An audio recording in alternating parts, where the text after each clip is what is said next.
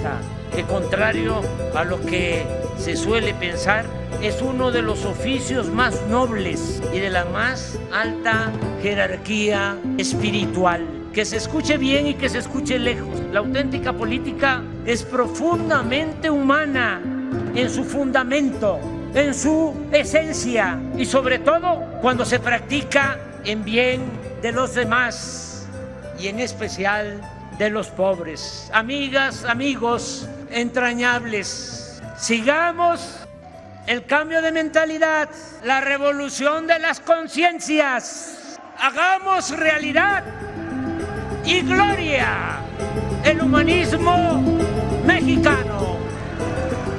¡Que viva México! ¡Viva México! ¡Viva México!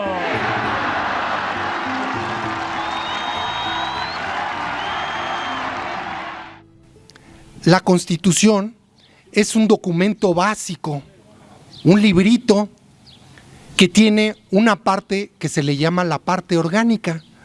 En la parte orgánica se establece los tres poderes: el poder ejecutivo encabezado por el presidente, el poder legislativo, el presidente en el ejecutivo con sus secretarías de Estado, con la consejería jurídica. El poder legislativo, que está integrado por la Cámara de Diputados y Cámara de Senadores, un montón que son ahorita, son 500 diputados y 100 y tantos senadores.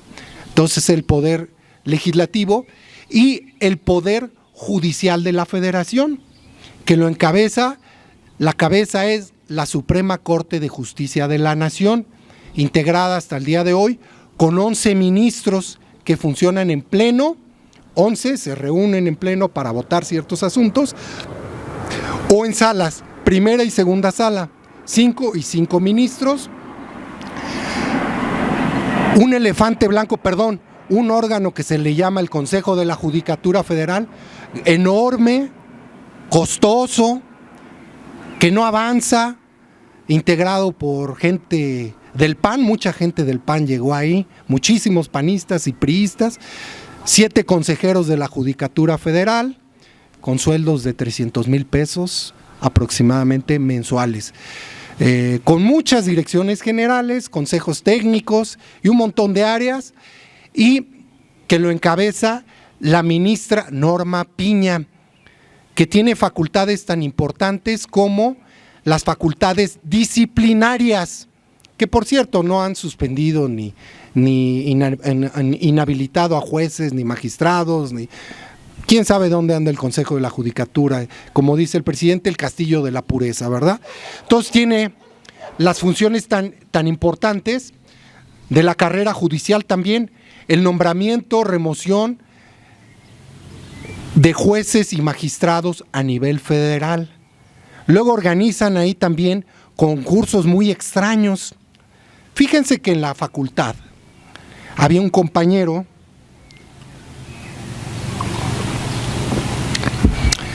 pues un poco, sin no muchas luces, un compañerito ahí lo teníamos, y entró a trabajar al Tribunal Electoral y sacaba copias y hacía algunos artículos. Total, en algún momento llegó a ser magistrado del Tribunal Electoral, pero un cargo que le duró 3 años. Como él, había otros 4, 5, 6 magistrados del Tribunal Electoral. En esas épocas, cuando el jefe Diego iba y mangoneaba a todo el mundo y pasaban cosas muy extrañas. Y bueno, nos sorprendió entre los miembros de la facultad: oye, pues nosotros hemos estado en la carrera judicial y las cargas de trabajo, dormimos aquí, fulanito, mira lo que padre llegó, qué bueno, ¿no? Qué bueno, es compañero. Y ya iba a terminar su periodo y de la Corte sacaron un concurso diseñado para nombrar 6 magistrados que vinieran del Tribunal Electoral para ser los magistrados federales en la República. Es decir, dejaban el Tribunal Electoral, quién sabe qué harían, y los nombraban con un concurso magistrados federales para trabajar aquí o en México, cargos de 12 años. Uy, no, pues fulanito, mira, salieron las bases del concurso y son 6 plazas a concursar. Ah, caray, pues qué raro, qué extraño, ¿verdad? Un concurso diseñado para 6 magistrados que salieron de la sala del Tribunal Electoral para que formaran parte ya, ser magistrados federales en otras entidades y tener chamba por 12 años con sueldos mayores de 300,000 pesos mensuales. Oye, pues qué buena beca, perdón, qué buen trabajo pero no sabía él, no sabía nada o sea, platicaban los temas penales, los temas administrativos. Yo soy administrativista, constitucionalista, y bueno, son materias muy, pero muy pesadas. Trabajos donde me la aventaba desde las 9 de la mañana hasta las 12, 1 de la mañana, sacando asuntos muy, muy, muy duros. Y este personaje, bueno, pues llegó y ya, y es magistrado, ¿no? Creo que está allá en Veracruz. Entonces, concursos que sacaban para señoritas que venían de la corte, damitas que venían de la corte. Les decían que algunas eran las noviecillas de ahí, de algunos malportados ministros, ¿verdad? También concursitos muy extraños que sacaban para señoritas secretarias de la corte. Y en fin, así la radiografía del poder judicial de las altas esferas. Bueno, entonces en la Constitución se establece el poder ejecutivo, legislativo y judicial. El judicial integrado por la Corte, el Consejo de la Judicatura Federal, luego abajo están los tribunales colegiados y después los juzgados de distrito. Por toda la República son cerca de 1,800 altos funcionarios del Poder Judicial de la Federación, 1,800 y cacho. Todos con sueldos no menores de 200, 250,000, 300,000, y los ministros 700,000 pesos mensuales. Esa es nuestra flamante Suprema Corte de Justicia de la Nación. Entonces, tenemos la parte orgánica, donde están establecidos los 3 poderes, ejecutivo, legislativo y judicial. Ahí establecieron los órganos constitucionales autónomos, la Comisión Federal de Competencia, el INAI, ahí están en la parte orgánica. La Fiscalía General de la Nación también está ahí como un órgano constitucional autónomo, que ahora hay que cambiarle ya a eso. Eso surgió en el Pacto por México, los órganos constitucionales autónomos, los negativos, el INAI, la Fiscalía, el Instituto de la Competencia, el Instituto de Telecomunicaciones, el Fondo Mexicano del Petróleo, surgió en el Pacto por México. La Fiscalía de la Ciudad de México también surgió en el Pacto por México, Fiscalía Autónoma, por eso no se ratificó a Ernestina Godoy, por esos órganos que se crearon en el Pacto por México. Bueno, entonces está la parte orgánica, cómo se estructura el gobierno mexicano, federal, el gobierno federal mexicano. Luego tenemos una parte de las dogmática, que son los derechos o garantías individuales o derechos humanos.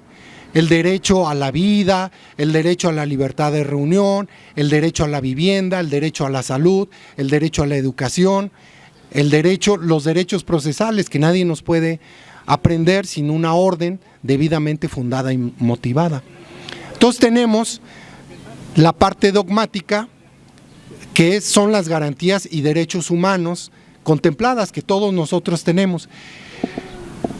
También están las garantías sociales, que es para la colectividad, que es el artículo 123, que establece todos los derechos laborales, y el artículo 27 constitucional, que establece los derechos agrarios.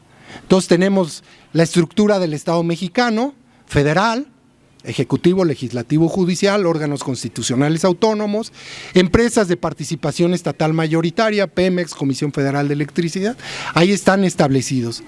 El Congreso de la Unión, Cámara de Diputados, Cámara de Senadores, la Auditoría Superior de la Federación, que es el órgano de vigilancia del Congreso mexicano, y el Poder Judicial de la Federación, los derechos individuales, y tenemos también el régimen municipal y estatal, las bases como se organiza la Ciudad de México, cómo se organizan los municipios libres de México. Eso es lo que integra la Constitución. La Constitución del 17, de 1917, fue una reforma a la Constitución de 1857, porque por ahí anda el run de que deberían de cambiar la Constitución, y yo pues no estoy muy de acuerdo. Creo que hay partes ahorita muy importantes como la reforma al Poder Judicial de la Federación antes que reformar la Constitución. En la Constitución del 57, la generación del 57 juaristas, se establecieron todos los derechos individuales, el derecho a la vida, al debido proceso, a la reunión. Todos esos derechos están establecidos desde 1857 y están arrastrados y están vivos en nuestra Constitución de 1917. En la del 17, lo único que se hace, se establecen derechos sociales, los derechos por los que se luchan en la revolución, que son los derechos laborales y los derechos agrarios, el ejido, la comunidad agraria, la tierra inalienable, imprescriptible e inembargable. Entonces la Constitución del 17 es un agregado, se le agregaron cosas, se le agregaron artículos a la Constitución de 1857. No es una Constitución pura. Bueno, entonces ahí queda cómo está integrada la Constitución, y es muy importante porque todo lo que se establezca en la Constitución es la neta del planeta. Si no existe en la Constitución, si no se dice en la Constitución, no existe. Ahí se establecen los derechos mínimos o básicos, la estructura, el presidente, los secretarios de Estado, los requisitos para ser presidente, magistrado, juez. El amparo está establecido en la Constitución, ahí está establecido la institución del amparo, las acciones, las controversias constitucionales. Bueno, nuestra Constitución fue muy nacionalista, tenía nuestro sector energético muy bien definido, nadie podía intervenir en la industria petrolera y eléctrica, los ferrocarriles, nadie, eran áreas reservadas para el Estado federal mexicano, para el gobierno federal mexicano, para que él explotara el petróleo, la electricidad. Ahí quedó. En el artículo 27 constitucional, que se establece, que fue muy importante, se hace la estatización del petróleo, lo que hizo Lázaro Cárdenas, que expropia el petróleo a las transnacionales. Lázaro Cárdenas, en un movimiento muy bueno, les quita el petróleo a las transnacionales, pero en la Constitución del 27 ya se había establecido que el petróleo le pertenece a México. Bueno, pero llegan los neoliberales con Salinas, llegan ahí los neoliberales y empiezan a modificar los textos constitucionales, empiezan a quitarle, a descafeinar el artículo 27, ¿no? Quitaron la calidad de inembargable, imprescriptible y la inalienable al ejido, a la comunidad. Ya pueden ser sujetos del comercio, empiezan a batallar ahí a ver cómo nos quitan las áreas estratégicas y quitan el ferrocarril, lo entrega el doctor Zedillo, ese gran economista, ¿no? Nefasto el señor. Y bueno, Zedillo llega, y respecto a nuestro tema, antes de Zedillo eran 21 ministros que integraban la Suprema Corte de Justicia de la Nación. ¿Y cómo se nombraban? Cuando yo era joven, muy joven, organizábamos excursiones ahí al centro histórico, y ahí en Pino Suárez 2 estaba la Corte. Y nuestros maestros de Derecho nos decían, miren, ese lugar es el tiradero de políticos fracasados, un apéndice del gobierno federal. ¿Y cómo se nombraban a los ministros? Por propuestas del Poder Ejecutivo. Y el Poder Ejecutivo integra tercias, tres personas, propuestas de tres, para que formen parte del Poder Judicial, la cabeza del Poder Judicial de la Federación. Entonces siempre han estado muy cerca siempre han sido muy cercanos al poder, porque los escogía. Carpizo fue secretario de Gobernación y luego lo mandan ahí de ministro. Diego Valadez, hombres que estuvieron en el régimen neoliberal político priista, los mandaban ahí y les decían el apéndice. Bueno. Y en esos tiempos, pues la corte, a sus órdenes, jefazo, todo le decía al presidente, y había amparos contra leyes, y para ganar un amparo era dificilísimo contra una ley, era dificilísimo. Contra una ley que se declarara inconstitucional era muy raro, muy extraño. Se declaraba allá en el ejido, allá en la sierra, alguna ley municipal. Sí, es inconstitucional y violatoria de garantías. Pero era muy extraño. Para ganar amparos era muy difícil, porque los jefazos se reportaban, ¿no? Allá arriba. Recuerdo los asuntos del ISSSTE, me tocó. Los del ISSSTE cuando nos quitaron las pensiones, nos metieron las afores, o los del Seguro Social, y todo lo que decían que era constitucional, todo lo que hicieron, se promovieron millones de amparos en contra de privatizar la seguridad social, y ninguno prosperó porque la Corte era un órgano, como les dice, se decía, un apéndice del Poder Ejecutivo. Era el que mandaba, ¿no? Ese presidencialismo. Entonces tenían a la Corte ahí algunas cositas, algunos en materia de temas relevantes para México. La expropiación, la privatización del petróleo, se promovieron amparos y nada prosperó que beneficiara al pueblo de México. Nada prosperaba. Que perjudicara, todo era a favor de las afores, todo era a favor de las transnacionales, todo, porque teníamos a ministros cuyo nombramiento se lo debían al presidente de la República.